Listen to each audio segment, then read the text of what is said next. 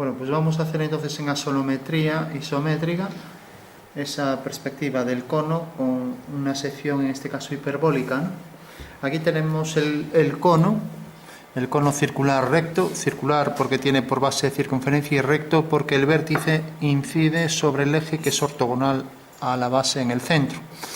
Y tenemos esta figura donde nos muestra el mismo cono que se ha cortado por un plano oblicuo que corta todas las generatrices provocando ahí una elipse, ¿no? Luego por un plano que es paralelo a una generatriz, cogemos una generatriz y seccionamos por un plano paralelo provocando la parábola, ¿no? Y por último por un plano que no es paralelo y que en este caso lo dibujamos aquí para que se vea, tenemos el cono, imaginamos los dos tramos del cono, sabiendo que el cono continúa por arriba, el cono se engendra por una recta que gira en torno a un eje, esa recta la llamamos generatriz y este es el eje de revolución, ¿no? Bueno, las dos líneas son coplanarias, que quiere decir que están en el mismo plano, ¿no? Porque si no estuvieran, ¿a alguien se le ocurre qué figura sale? Por ejemplo, si esta línea y esta fueran, en vez de coplanarias quiere decir que están en el mismo plano como estos dos bolis, que se apoyan en el papel, pero si de repente levanto uno y lo giro en torno a este eje, ¿qué figura sale? Pues sale esta figura, muy curiosa. Sale algo como esto. Tenemos aquí una forma circular y tenemos aquí una curva en el contorno que es una generatriz también hiperbólica. ¿Alguien se acuerda de las torres de refrigeración de las centrales nucleares? No, lo habéis visto en Los Simpson, ¿no? Bueno, pues en realidad esta es una superficie que se llama hiperboloide de revolución. Y si os fijáis, todas estas generatrices que la engendran, pues son generatrices que realmente son, como decíamos aquí, líneas que son no coplanarias con el eje de revolución, ¿no? Bueno, es el hiperboloide de una hoja o de revolución, ¿no? Como veis, por ejemplo, una generatriz cualquiera, esta y el eje se cruzan, ¿vale? Es una figura arreglada. Laveada, arreglada quiere decir que se puede construir con líneas rectas. Alabeada, Andriaz, cuando decimos una curva plana alabeada, por ejemplo, esta es una curva plana, pero si giro el papel, sus puntos ya no pertenecen al plano, es alabeada, ¿no? En una superficie alabeada, en este caso, la podemos engendrar con líneas rectas y nos genera esta superficie en hiperboloide de revolución, ¿no?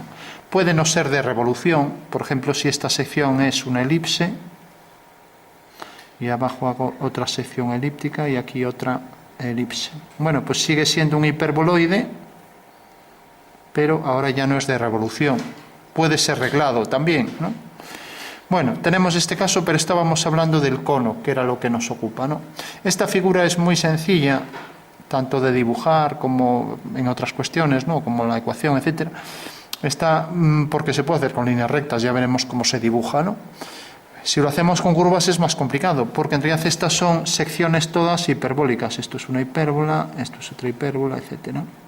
Pero todas estas líneas, como veis, que engendran la superficie son rectas, ¿no? La dibujaremos más adelante, igual que otras cuadráticas, regladas, alabeadas. Bueno, estamos con esto, entonces decíamos una línea y el eje son coplanarios. Giramos esa línea en torno al eje y produce en su revolución el cono, ¿no?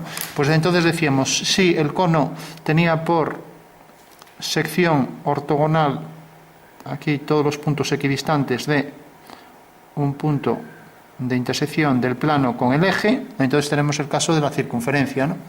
Teníamos luego el caso cuando inclinamos el plano y entonces aparece un corte oblicuo y tenemos la sección elíptica, ¿no? Tenemos luego el caso cuando era paralelo a una generatriz y tenemos la sección parabólica, ¿no? Entonces tenemos la circunferencia, todos los puntos se equidistan de uno central, lugar geométrico, elipse. Ya sabéis que el concepto era que respecto a los dos focos, la suma de este eje más este, de esos radios vectores que se llaman, es igual a esta medida, ¿no?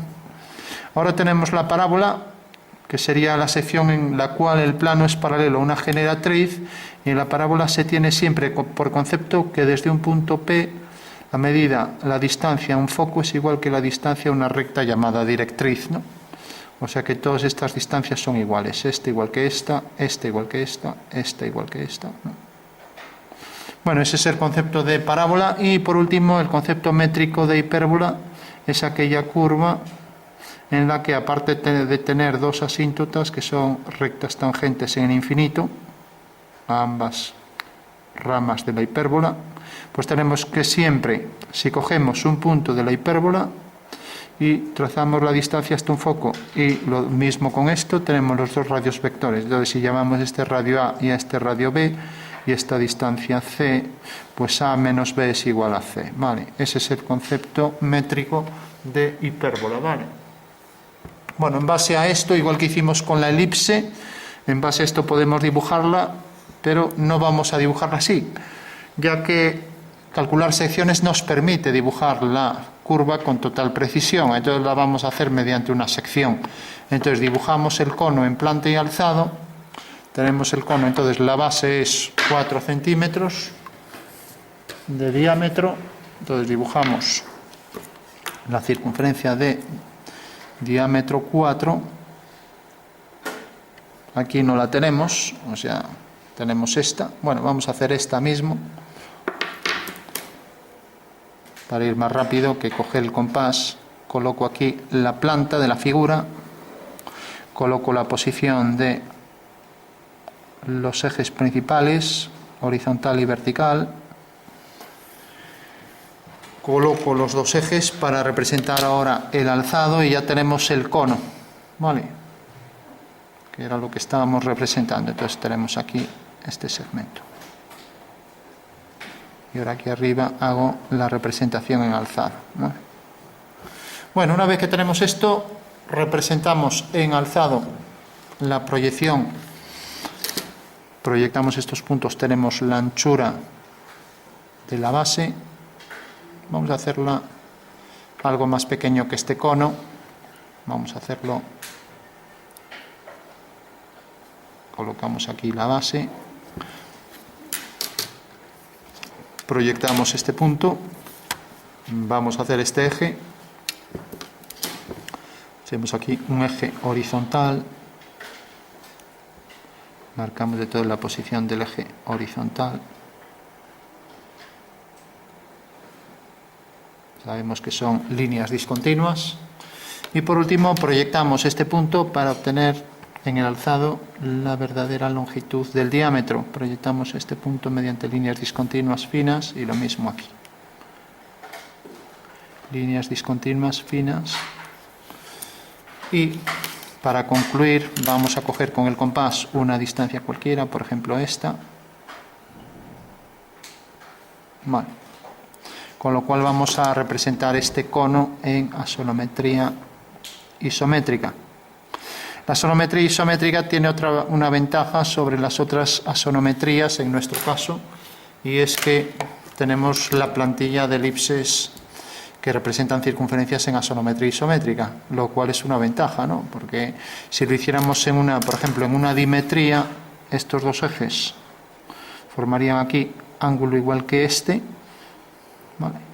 Este ángulo es distinto, pero a la hora de hacer esta elipse, pues veríamos que en este caso la elipse es más excéntrica, ¿no? Se alarga más, ¿no? Entonces, bueno, la isométrica nos permite hacer siempre las circunferencias que están en planos coordenados o planos paralelos a los coordenados, son estas elipses, ¿vale? Bueno, vamos a dibujar entonces este cono. Representamos el triedro, trirectángulo. Marcamos aquí la posición de un eje. Aquí tenemos ya el eje. Vamos a hacerlo aquí arriba para que se nos solape con este dibujo. Entonces tenemos la posición de este eje. Ahora hacemos la posición del eje vertical. Recordamos, quien no tenga esta regla, pues puede hacer un triángulo, como siempre, un triángulo equilátero, sin más, ¿vale? Eje vertical. Y por último representamos este otro eje, y para ello podemos coger la regla de las asonometrías isométricas. la plantilla de axonometría isométrica. ¿Cuánta gente tiene esta regla al final? Nadie. Bueno, pues nada. Sí convendría tenerla porque, como veis, facilita mucho el trabajo. Ya no solo me representa aquí los ejes, sino que luego las elipses es una comodidad construirlo con esta regla, ¿no? Entonces prolongamos este eje.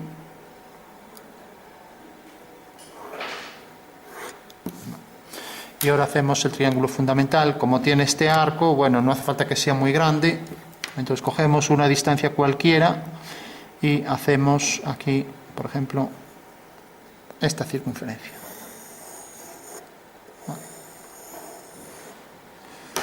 Bueno, ya tenemos entonces los 3 puntos. Tenemos el triángulo fundamental, que es la base de la pirámide.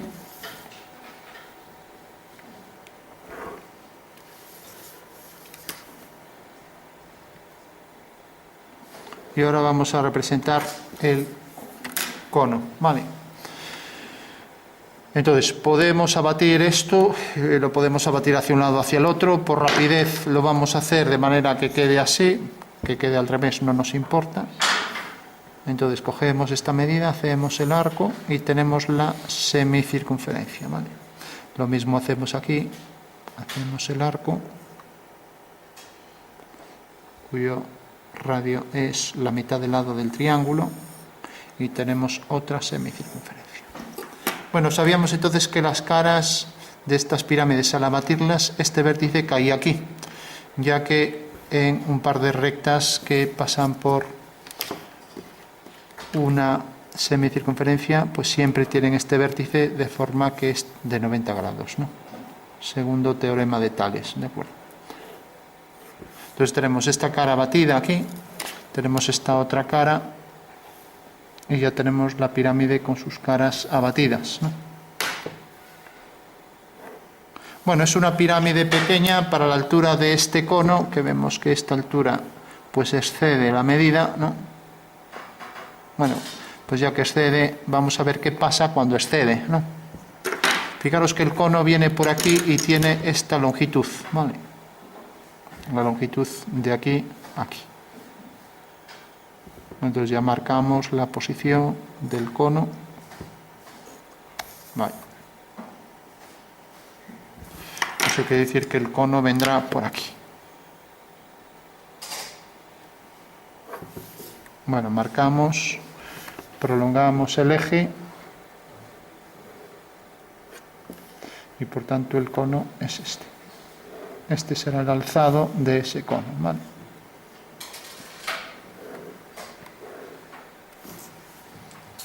De acuerdo. Bueno, y ahora colocamos aquí la base de la circunferencia, era esta. Si no recuerdo mal, era esta, sí. Entonces la colocamos aquí, prolongamos los ejes.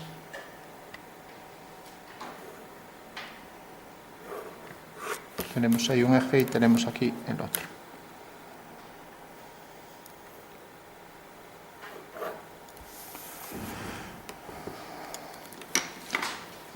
Lo hacéis con compás, si no tenéis la plantilla de circunferencias, y si la tenéis, pues marcáis aquí los puntos que marcan las posiciones de los ejes de los cuadrantes, ¿no? Entonces tenemos ya aquí la circunferencia perfectamente centrada, ¿vale? Bueno, tenemos las dos vistas, entonces ya podemos proyectar estos dos puntos, etcétera, ¿no? Podemos hacer incluso la línea horizontal que pasa por el centro de la circunferencia y nos va a definir el eje mayor de la elipse. Hago aquí la horizontal. Vale. Bueno, pues ahora levantar una vertical por este punto. Tenemos que esa vertical cae aquí y será el eje mayor de esa elipse. Lo mismo aquí. Ya sabemos que el eje mayor de la elipse va a venir de aquí a aquí. Vale. Hacemos una horizontal por el centro del triángulo, el ortocentro, intersección de las alturas, y tenemos aquí este eje. Vale. Bueno, tenemos el eje horizontal, ahora proyectamos este punto, proyectamos estos dos también. Si proyectamos este punto, tenemos el eje conjugado, pues viene por aquí, corta aquí. También para este lado de atrás, cortará ahí detrás, y lo mismo aquí. Estos dos extremos son los de ejes conjugados, ¿no? Entonces venimos por aquí, y si prolongamos el eje, vamos a llamar este eje X, al prolongar el eje X tenemos que corta aquí detrás, o sea que este es un punto de la elipse, este es otro y este es otro. Ya tenemos ahí 4 puntos de la elipse, tenemos el quinto, el sexto, y por último vamos a obtener otro par de puntos, ¿no? Por ejemplo este punto hay que obtenerlo sobre este triángulo. Fijaros que si yo girara esto, pues es la proyección de este punto aquí, ¿no? La proyección ortogonal. Bueno, pues entonces sigo la dirección de este eje, hago una paralela, tendría que hacerlo desplazando reglas, y ahora al girar esto, como esta línea es paralela a este eje abatido, pues aquí arriba será paralelo a este eje de aquí, ¿no? O sea que hago una paralela a este eje por este punto, y tengo entonces otro punto de la elipse, y aquí arriba quedará igual distancia, con lo cual ya tengo la elipse definida por esos, tenemos 4, 5, 6, 7, 8 puntos, ¿vale?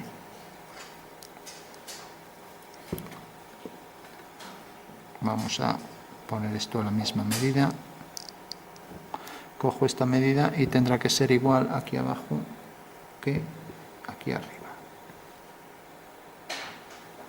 En todo caso también podría calcular ese punto, como igual que hice esta dirección para el eje, también podría hacer esta dirección, y vemos que corta aquí,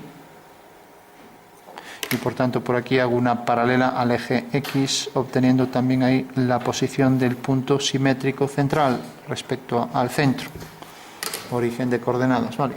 Bueno, ya tengo entonces el cuadrilátero donde se inscribe la elipse, y puedo coger la elipse, que para eso, la plantilla de elipses, que para eso la tengo, y sé que es una elipse isométrica y que debe pasar por esos puntos. Parece que es esta elipse, y como veis me marca ahí la posición de los ejes, tanto conjugados, que son estos dos diámetros conjugados, como los ejes principales de la elipse, que son este y este, ¿no?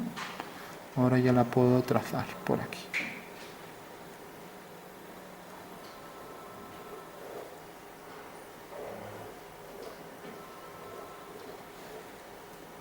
Bueno, no quería marcarla mucho porque iba a hacer luego la sección hiperbólica, pero bueno, en principio ya sabemos que esa circunferencia se proyecta según esa elipse, y que si proyectamos este punto siguiendo la dirección del eje Y, pues lógicamente este punto es el que corresponde aquí a la tangente a la elipse y pasa por este eje. Este punto corresponde a la tangente a la elipse según la dirección de Y'. O sea que son tangentes esas dos líneas, ¿vale? Pues vamos a...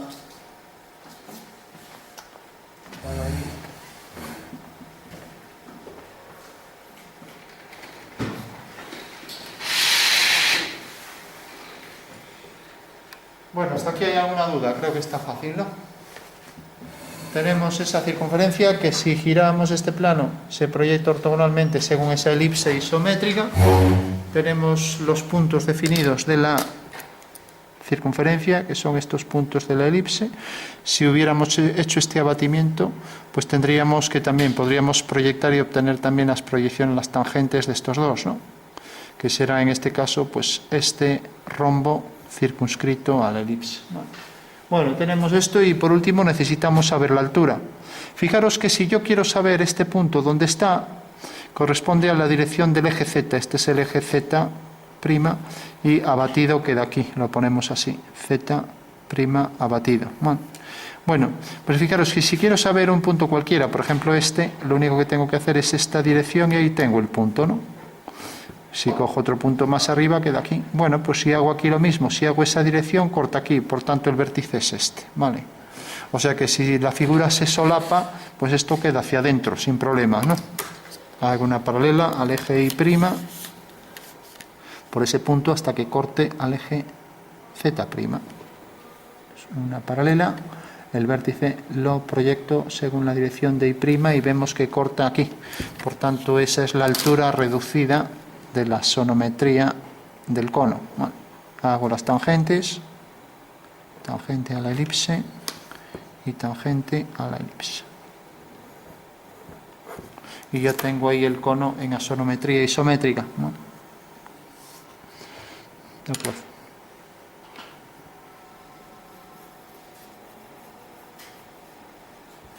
Para hacer con precisión los puntos de tangencia, ya que tengo aquí esto, puedo hacer esto. Tengo una elipse, lo pongo aparte para no llenar aquí de líneas. Tengo la elipse, tengo este eje y tengo este eje. Vemos que el eje correspondiente al eje menor de la elipse viene por aquí. Vale. Bueno, pues puedo hacer desde este vértice una secante y puedo hacer esta otra secante y esta otra secante. Vemos que ambas secantes se cortan en este punto. Ahora uno este punto con las dos diagonales, con la intersección de las dos diagonales del cuadrilátero inscrito, y tengo que por aquí, por este punto y por este, pasa la polar, que es la recta que intercepta aquí a los puntos de tangencia, desde los que puedo trazar las tangentes del polo opuesto, P, ¿vale? O sea que tengo aquí uno y aquí otro, ¿vale? Bueno, eso sería para hacer estos puntos con precisión, ¿de acuerdo? Bueno, una vez ya que tenemos el cono, vamos a concluir simplemente haciendo la sección hiperbólica, ¿no? Entonces, sabemos que, por ejemplo, un plano, como decíamos aquí, si cortaba hacia adentro, si un plano era paralelo a una generatriz teníamos la parábola, y si cortaba más hacia aquí, pues un plano que fuera paralelo a dos generatrices del cono provocaba aquí una rama hiperbólica y aquí otra, ¿no? Bueno, pues vamos a hacer una rama hiperbólica y vamos a cortar, por ejemplo, el cono aquí por 1/4 de este diámetro. O sea que cogeremos la mitad de esta longitud, la mitad, por ejemplo aquí, y hacemos un plano vertical que pase por aquí. Dibujamos el eje paralelo, la sección en el suelo, en el plano horizontal es esta. Entonces ya alguien me podrá decir rápidamente cuál es el vértice de la hipérbola. Si levanto por aquí una vertical, o sea, una línea paralela al eje Z, fijaros que la sección del cono que viene por ahí arriba me detecta ya aquí en este punto de corte el vértice de la hipérbola, ¿vale? Lo veis, ¿no?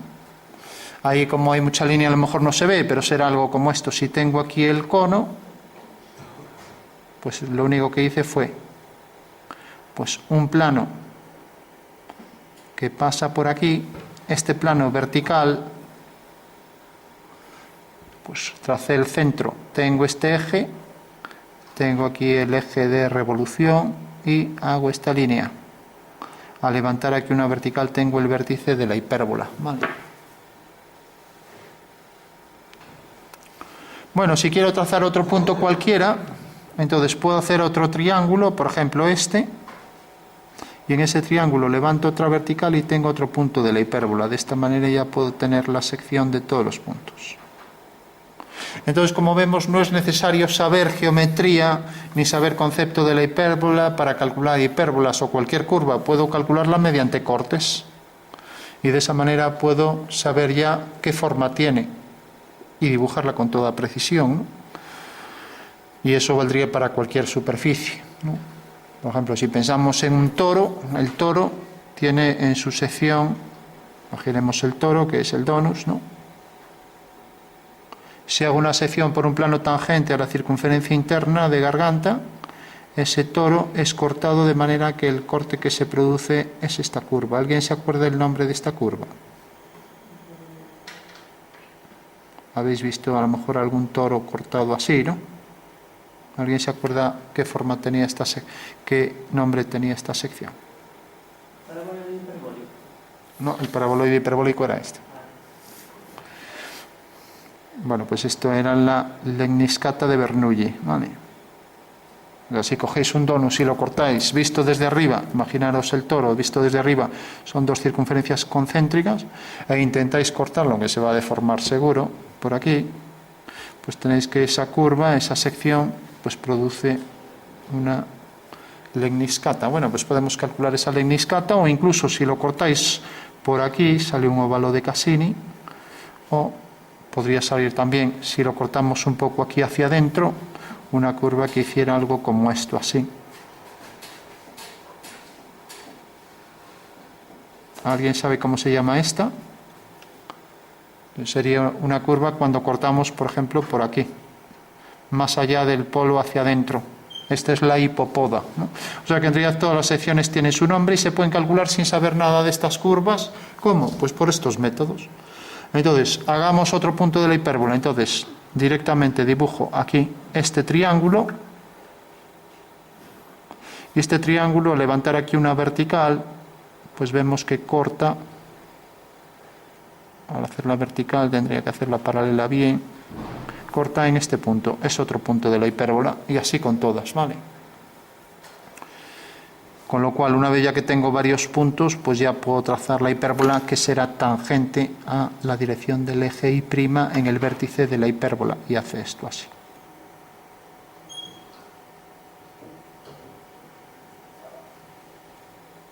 Y lo mismo, sale tangente de ahí y ahora pasa por ese punto.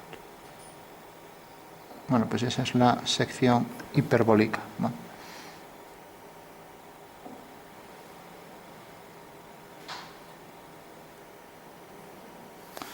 Bueno, pues ya sabemos cómo calcularlo. Repito, aquí en el espacio, para entenderlo bien, tenemos un cono, tenemos un plano de corte por aquí, imaginamos un plano vertical por aquí, ya que estamos cogiendo el plano vertical, tenemos el plano meridiano que pasa por el eje de revolución, y este plano, como también es vertical, corta a este otro plano vertical según, en este caso tenemos la intersección del plano meridiano con el cono, es este triángulo, y por aquí la intersección de los dos planos es esta vertical, por lo tanto ese es un punto de la hipérbola, ¿vale?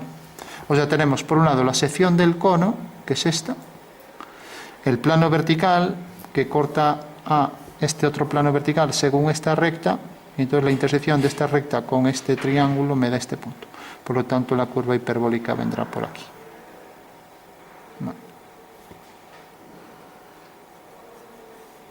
Bueno, pues esa será la forma de calcularlo. Y si quiero calcular más puntos, pues hago aquí otro triángulo que vaya hacia el vértice y por este punto levanto una vertical, nada más, ¿vale?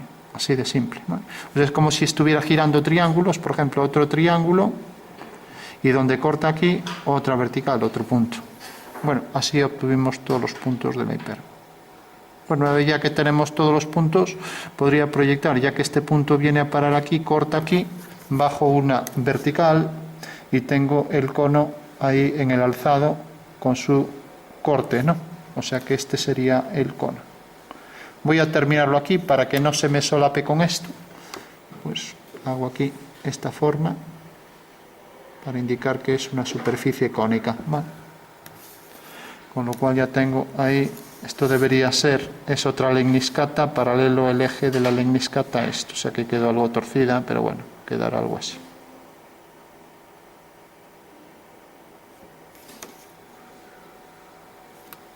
Bueno, pues ya tengo ahí la superficie cónica, en este caso el alzado está truncado, ahí, con un truncamiento alabeado para indicar que tiene curvatura, para indicar que en realidad hay esa curva ahí, y que es una superficie curva, en este caso un cono, y luego tengo aquí la perspectiva. Bueno, pues una vez hecho esto, pues le damos unas sombras, aquí sí que lo vamos a representar entero, entonces tenemos el cono, sombreamos el borde de un lado y del otro y ya tenemos la superficie cónica, ¿vale?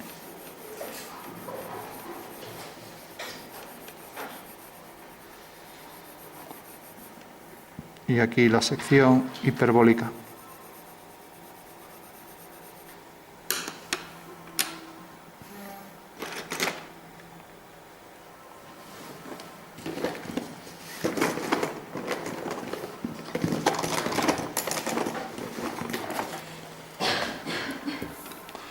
recordad que para el sombreado del cono seguimos paralelas a generatrices, entonces esta será paralela al contorno, por ejemplo, y ahí tenemos ya nuestro cono. Y aquí vamos a hacer la sección.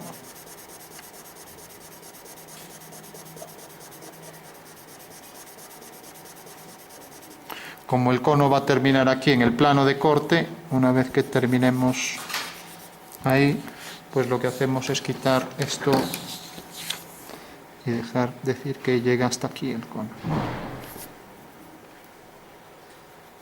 O sea que esa sería la sección del cono, ¿de acuerdo? Y lo mismo por aquí.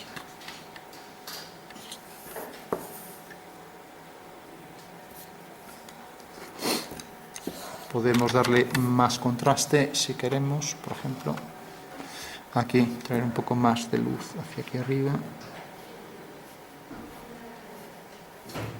para que siga las generatrices, ¿no? Y ahora decir aquí tenemos la sombra del extremo del cono y aquí igual. Damos más contraste aquí, fijaros que debe salir del vértice y remarcar bien aquí este extremo para la sombra y lo mismo por aquí.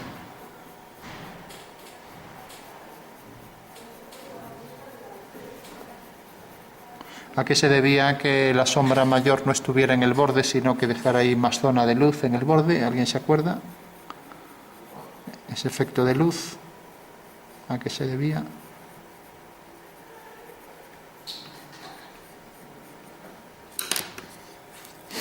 Bueno, se debía a un efecto del reflejo, ¿no?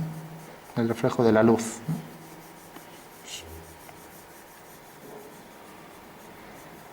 Ya que esto se reflejaría seguramente sobre un plano o algún objeto que estuviera cercano, provocando ahí más zona de luz sin llegar al extremo, ¿vale? Por otro lado, a partir de aquí podemos ya poner la sombra que define ese plano de sección, ¿no?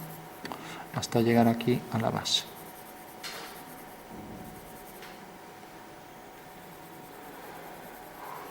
Bueno, el cálculo de sombras, como ya sabéis, es también un tema de geometría descriptiva y aquí, pues bueno, no hemos calculado nada, pero se podría calcular.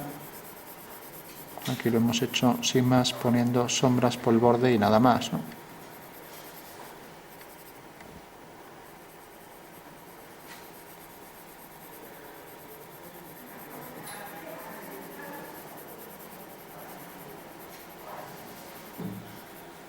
Bueno, pues esa sería la superficie cónica, que en este caso es un sólido, no es superficie. Superficie solo es el exterior, la forma envolvente. Y en el momento en que nos deja esto opaco, pues es un cuerpo sólido, ¿no? Con lo cual sería un cono macizo. O sea que es la superficie más el interior, que también está lleno, ya que nos deja ver ahí ese corte y nos deja ver el interior.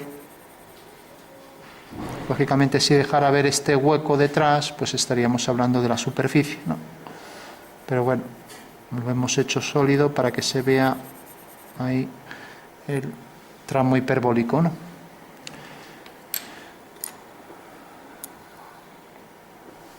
Bueno, entonces recordad, ya para concluir, que cualquier triángulo de sección meridiana que pase por el eje, como puede ser este triángulo es tal que corta este plano vertical según esta línea vertical, ¿no? Desde la base, una vertical hasta aquí. Bueno, pues ese será un punto de la hipérbola, ¿vale? Y lo mismo con cualquier punto, ¿no? Si hacemos un cono más abierto, a lo mejor se ve mejor. Por ejemplo, en este cono tenemos que el plano que pasa por la mitad del cono, este plano, por ejemplo, aquí se verá muy fácilmente, ¿no? Al hacer el plano de corte, vamos a ponerlo aquí así, pues este plano de corte vertical corta a este plano según esta línea, y ese es un punto de intersección, y por lo tanto la sección pasa por ese punto, ¿no? Bueno, esa sería la sección hiperbólica.